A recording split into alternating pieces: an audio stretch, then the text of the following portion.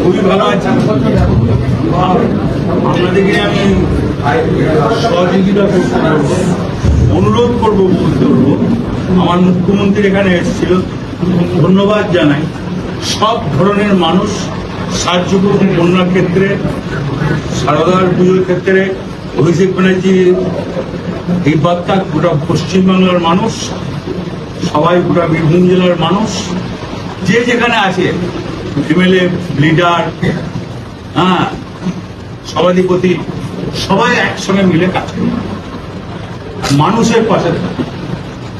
এখন তো এই বর্ষা, পুজোটা যাক, কালী পুজোর পর, দিওয়ালির পর ব্লকে ব্লকে যাবো, মিটিং করবো।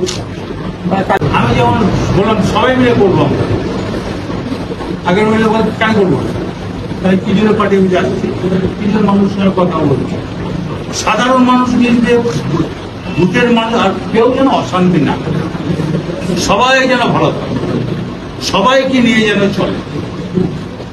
কেউ বুঝিয়ে দিল আর দুটো বাইক দিয়ে লাভ, অনেক বাইক না। আমি আমার নিজের চিকিৎসা করতে যাবো একবার, তবে যাওয়া উচিত আমি মনে করি।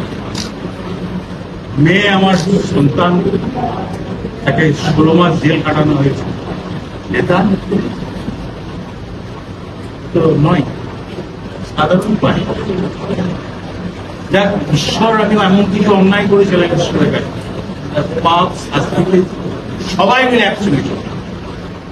কেউ ভেদাভেদ করো না, মুখ্যমন্ত্রীর নির্দেশ, অভিষেকের নির্দেশ, সবাই মিলে শান্তি বজায় রাখো।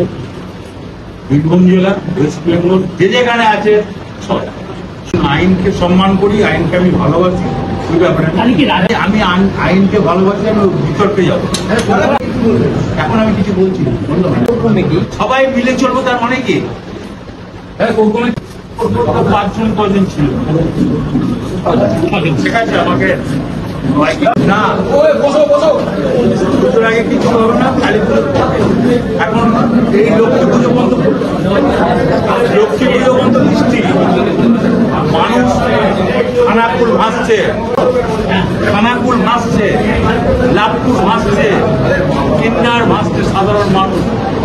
শারদিয়ার সবাইকে শুভেচ্ছা, মা শারদিয়া যেন সবাইকে নিয়ে চলে, বন্যা বন্ধ করুন।